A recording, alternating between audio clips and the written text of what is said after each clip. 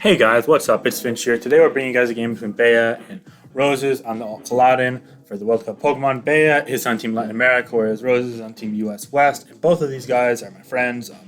Roses I've been tight with for 4 or 5 years. He's been one of the best NU players. In fact, he's now the newly appointed NU tier leader, and he's also a superb RBY player. And in general, I just feel like he's leveled up his game a lot over the last year or two.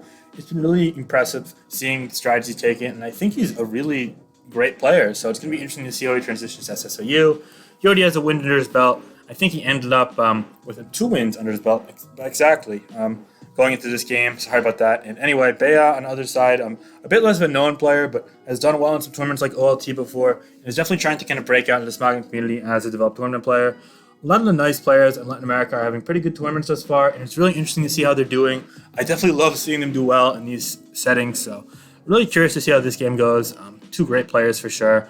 On the west side with Roses, we're seeing an interesting team. It has Ryu Nicholas, which we don't see a ton of, as well as Diggersby. So really cool core there. It is worth noting he doesn't have a poison or a steel type, both of which you kind of see on farm off teams and not. So that's something I'm a bit curious about. But with that said, Mantine is pretty good, and Clefable also can help patch some of those weaknesses, and is paired with Cinderace and Hydreigon. On the Bea side, looks like a bit more of a standard team. Mantine as well, but standard fillers with Dragapult, Urshifu, Excadrill, Amoonguss, and the Clefable to round things out. Looking at the matchup, I think Cinderace can do pretty well if we're able to get some chip on the Mantine and the Dragapult.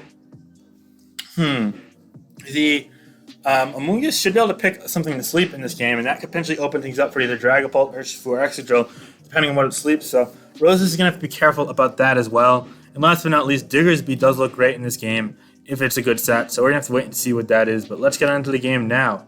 Right off the bat, we're going to see Elite Amoonguss trying to get that sleep right off the bat. And it doesn't encounter the Cinderace, so it's going to be able to do so. But it's going to be at the cost of acquiring a Choice Scarf. But it does sleep the Clefable, which is really, really good for the Urshifu. And we're going to see the Dragapult double in as well on the Cinderace. Okay. Mantine comes in and takes a Draco for only 34.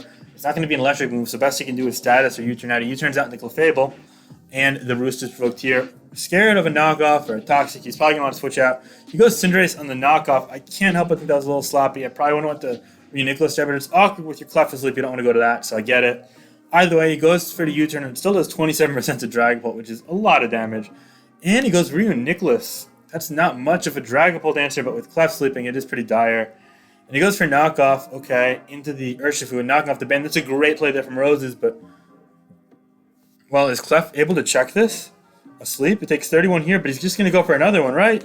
Yeah, and it takes 61 from the Mantine, and all of a sudden, Roses look like he's kind of running for the hills here. I don't know if he's going to be able to keep this in check. Yeah, close combat here just to save PP, I suppose, or potentially catch the Hydreigon. Okay, and now, yeah, it takes it out. So all of a sudden, he could sleep something else, and he got a kill for pretty much nothing. The Cinderace is able to take this out of the defense drop, but Mantine is just going to be forced. It only takes 27, but it does get burnt. Okay. And that's helpful for Roses, but U-turn is going to be the play. He didn't want to go for a Zen Headbutt Flinch, or maybe he doesn't have it. And that's going to bring in the Ryu Nicholas to try and take advantage of it. All right. It was knocked, though, so it's probably going to be AV Ryu Nicholas, so it's not even a win condition. Yeah, future sight, so it's AV Ryu Nicholas. That's actually really cool with Banded Cinderace and Diggersby. I like that. Oh, he goes Pyro Ball on the soft so Gunk Shot didn't kill given that roll, but I can't help but think Bea is in a bit of trouble here against the Cinderace, but he brings in the Dragapult in the U-turn. That is great. Maybe this isn't Gunk Shot after all. I'm not too fond of that. On a team with no steel types, I really feel like he needs it fairies, but maybe there's some other tech that Roses has up his sleeve. We'll have to wait and see. In the meantime, though, Clefable comes in on a knockoff. It loses the leftovers. Good play there for Roses. And now we see double into Urshifu on the Mant. Great play there by Bea. A really good double. Hydreigon comes in here now, but it's going to be a close combat. No, he goes Wicked Blow. Okay. Was it in close combat range at 39? No, never mind. It was. Oh, my God.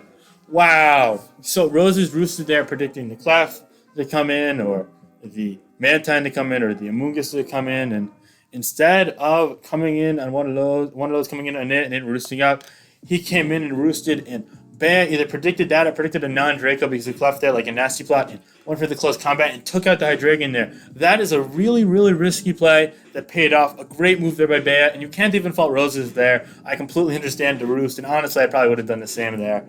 So yeah, all of a sudden, Bea's lead is now expanded. Cinderace comes in, but this may very well be Sucker Punch, so it's going to be in range of it. Potentially after this might be a roll. Out of the way, no dice there, so we're going to see the Mantine just come in safely. Not want to risk anything, I guess. Well, speak of Mantines, you now have some Mantine on Mantine action, but Bea's is burnt and Roses is weakened with rocks up, so probably going to have different approaches here. So you have Bea switches out on the Roost, brings in the Urshifu. Urshifu's going to threaten something with Wicked Blow, but he doesn't even bother risking the Scald Burn, so he goes to Amoonguss to get the sleep off. Okay, I think that's actually the better play. He probably should have went to it to begin with, though. I think that going Urshifu first wasn't ideal, but not all hope is lost as he made the right play. Diggersby in now on Dragapult. A great play there by Bea, but wait a minute. It's a Scarf Diggersby from Roses, which does make sense because it wasn't Scarf Hydreigon after all. So, yeah, I thought it would maybe just be like Cinderace plus Quick Attack on this would be enough speed control, but no, he's full-on Scarf Diggersby, and he gets the surprise kill with Knock Off on the Dragapult. That is a really cool attack by US Western Roses there. I love seeing that. Interesting use of Diggersby. So again, he's kind of clawed himself back into a maybe salvageable position, but I'd still say Bea has a pretty sizable lead with the Dragapult going down because that invites in their Shifu to basically trade with it. Wicked Blow can undoubtedly force a kill here. One is going to do 70% to Mantine, and the second is going to take it out. Oh, he just goes Poison Jab to preserve PP because he's already used 6 of them.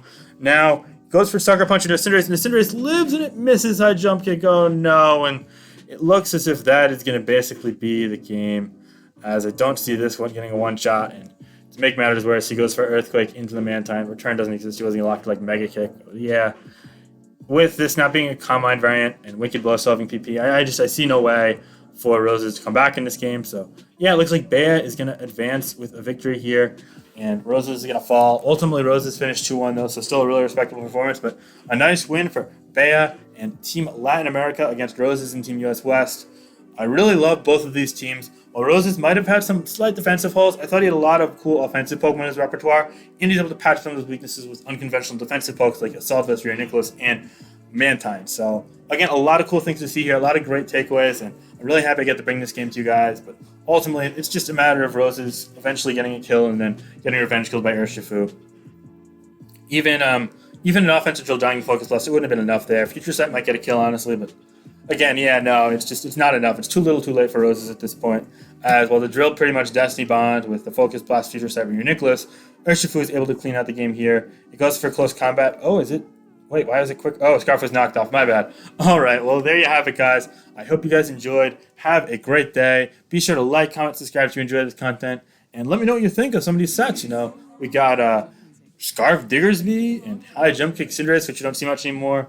And on top of that, the usage of Urshifu in this game is pretty cool. So, yeah, let me know what you think, and have a great day, guys. Peace.